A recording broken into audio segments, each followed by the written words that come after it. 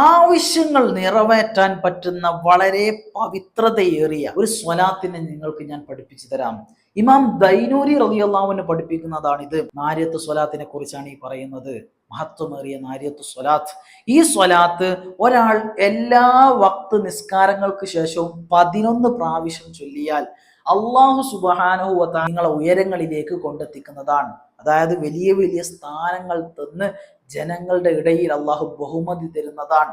രണ്ടാമതായി, ഒരാൾ എല്ലാ ദിവസവും സുബഹിന് ശേഷം 41 തവണ ചൊല്ലാൻ തയ്യാറാണെങ്കിൽ നിങ്ങളുടെ എന്തുദ്ദേശവും എന്താവശ്യവും അള്ളാഹു സുബ്ഹാനഹു വ തആല നിറവേറ്റി തരുന്നതാണ്. നാരിയത്ത് സ്വലാത്ത് അത്രമേൽ പവിത്രതയുള്ളതാണ്. അതുപോലെ തന്നെ ഓരോ ദിവസവും 100 എണ്ണം നിങ്ങൾ ചൊല്ലിയാൽ അള്ളാഹു സുബ്ഹാനഹു വ തആല നിങ്ങൾ കരുതാത്ത രീതിയിൽ നിങ്ങളുടെ ആവശ്യങ്ങൾ ഇങ്ങനെ നിറവേറ്റിക്കൊണ്ടിരിക്കുന്നതാണ്. നിങ്ങൾ വിചാരിക്കും, പടച്ചോനെ ഇതിപ്പോ എന്ത് അത്ഭുതം. ആ അത്ഭുതം ഈ നാരിയത്ത് സ്വലാത്തിലൂടെ നടക്കുന്നതാണ്. അള്ളാഹു സുബ്ഹാനഹു വ തആല തൗഫീഖ് നൽകട്ടെ.